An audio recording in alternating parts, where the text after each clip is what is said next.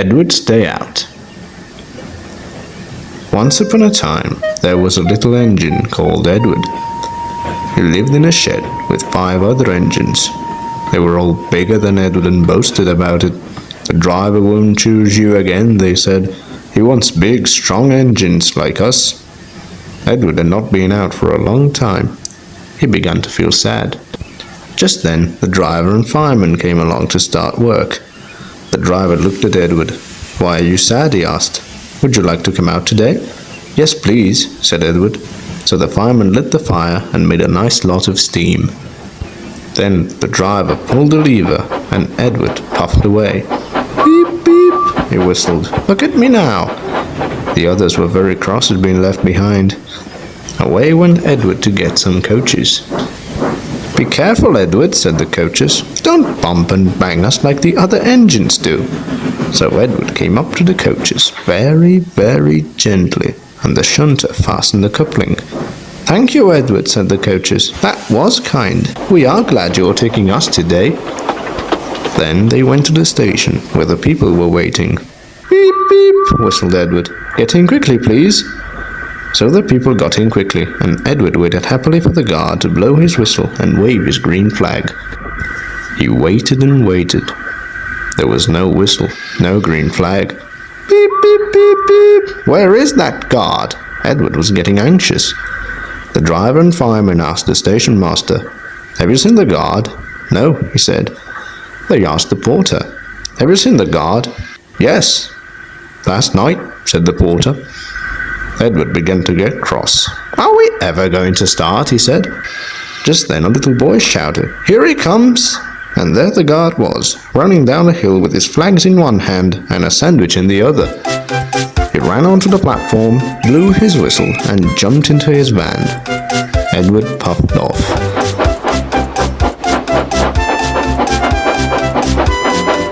He did have a happy day. All the children ran to wave as he went past, and he met old friends at all the stations. He worked so hard that the driver promised to take him out again next day. "I'm going out again tomorrow," he told the other engines that night in the shed. "What do you think of that?" But he didn't hear what they thought, for he was so tired and happy that he fell asleep at once. Edward and Gordon. One of the engines in Edward's shed was called Gordon. He was very big and very proud. "You'll watch me this afternoon, little Edward," he boasted, "as I rush through with the express. That will be a splendid sight for you." Just then his driver pulled the lever. "Goodbye, little Edward," said Gordon as he puffed away. "Look out for me this afternoon." Edward went off too, to do some shunting. Edward liked shunting. It was fun playing with trucks. He would come up quietly and give them a pull. "Oh, oh, oh, oh, oh!" screamed the trucks. "Whatever is happening?" Then he would stop, and the silly trucks would go bump into each other. "Oh, oh, oh, oh!" they cried again. Edward pushed them until they were running nicely, and when they weren't expecting it, he would stop. One of them would be sure to run onto another line. Edward played till there were no more trucks. Then he stopped to rest. Presently, he heard a whistle. Gordon came puffing along, very slowly and very crossly. Instead of nice shining coaches, he was pulling a lot of very dirty coal trucks. "A goods train, a goods train, a goods train," he grumbled. "The shame of it, the shame of it, the shame of it." He went slowly through with the trucks clattering and banging behind him. Edward left and went to find some more trucks. Soon afterwards a porter came and spoke to his driver. "Gordon can't get up the hill. Will you take Edward and push him, please?" They found Gordon halfway up the hill and very cross. The driver and fireman were talking to him severely. "You're not trying," they told him. "I can't do it," said Gordon. "The noisy trucks hold an engine back so." If there were coaches now, clean, sensible things that come quietly, that would be different. Edward's driver came up. "We've come to push," he said. "No use at all," said Gordon. "You wait and see," said Edward's driver. They brought the train back to the bottom of the hill. Edward came up behind the brake van, ready to push. "Beep, beep." "I'm ready," said Edward. Whoop whoop. Oh, good, grumbled Gordon. The guard blew his whistle and they pulled and pushed as hard as they could. I can't do it. I can't do it. I can't do it, puffed Gordon. I will do it. I will do it. I will do it, puffed Edward.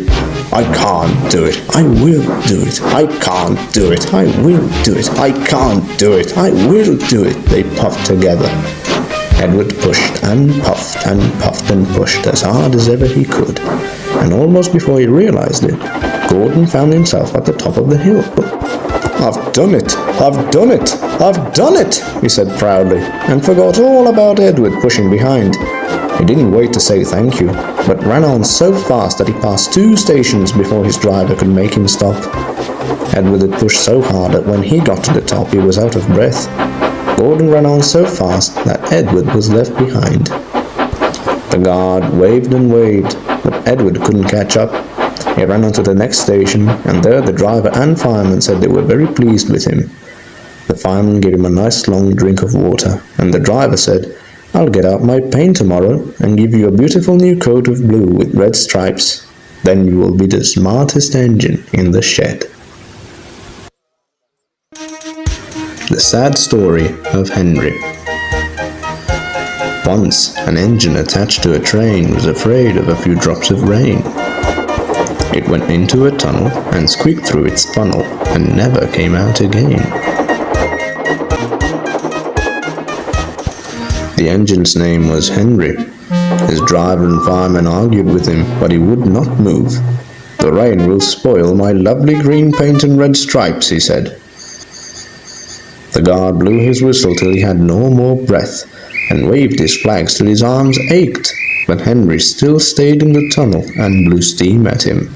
I'm not going to spoil my lovely green paint and red stripes for you, he said rudely. The passengers came and argued too, but Henry would not move. A fat director who was on the train told the guard to get a rope. We will pull you out, he said, but Henry only blew steam at him and made him wet. They hooked the rope on and all pulled, except the fat director. My doctor has forbidden me to pull, he said. They pulled and pulled and pulled, but still Henry stayed in the tunnel. Then they tried pushing from the other end. The fat director said, 1, 2, 3, push! But did not help. My doctor has forbidden me to push, he said. They pushed and pushed and pushed, but still Henry stayed in the tunnel. At last another train came. The guard waved his red flag and stopped it. The 2 engine drivers, the 2 firemen, and the 2 guards went and argued with Henry. Look, it has stopped raining, they said.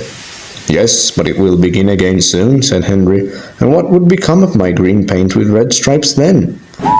So they brought the other engine up, and it pushed and puffed and puffed and pushed as hard as ever it could.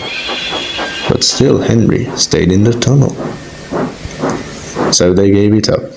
They told Henry, we shall leave you there for always and always and always. They took up the old rails, built a wall in front of him, and cut a new tunnel. Now Henry can't get out, and he watches the trains rushing through the new tunnel. He's very sad because no one will ever see his lovely green paint with red stripes again. But I think he deserved it. Don't you? Edward, Gordon, and Henry.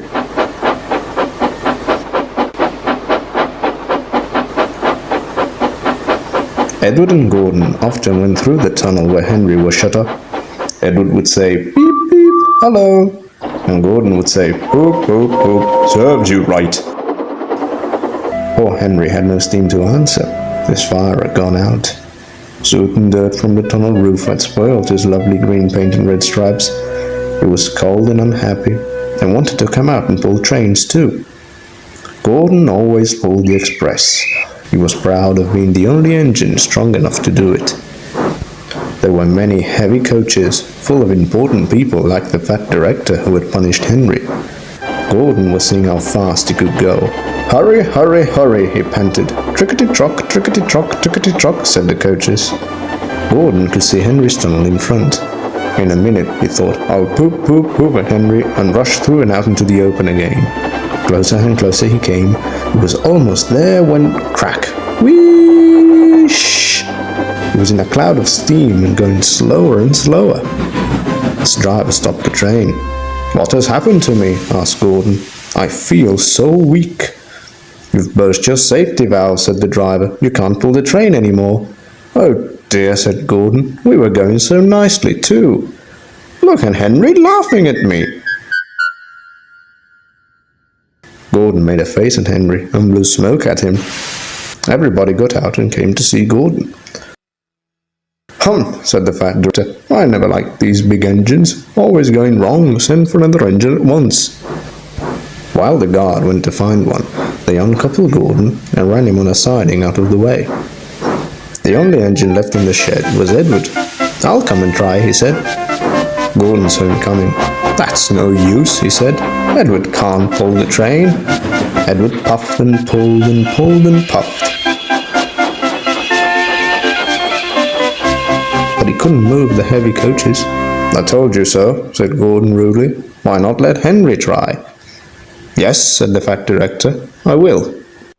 "Will you help pull this train, Henry?" he asked. "Yes," said Henry at once. So Gordon's driver and fireman lit his fire. Some plate layers broke down the wall and put back the rails, and when he had steam up, Henry puffed out. He was dirty, his boiler was black, and he was covered with cobwebs. "Oh, I'm so stiff, oh, I'm so stiff," he groaned. "You'd better have a run to ease your joints and find a turntable," said the fat director kindly. Henry came back feeling better, and they put him in front.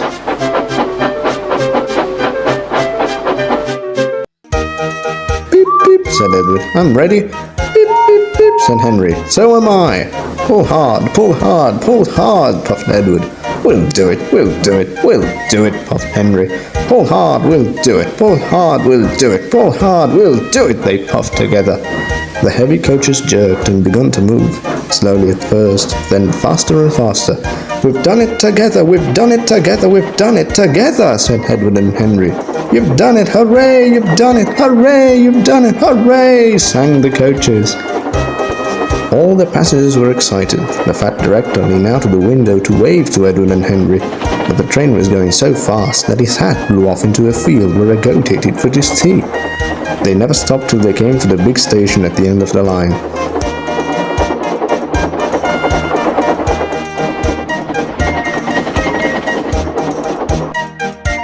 The passengers all got out and said thank you, and the fat director promised Henry a new coat of paint. "Would you like blue and red?" "Yes, please," said Henry. "Then I'll be like Edward." Edward and Henry went home quietly, and on their way they helped Gordon back to the shed. All three engines are now great friends. Wasn't Henry pleased when he had his new coat?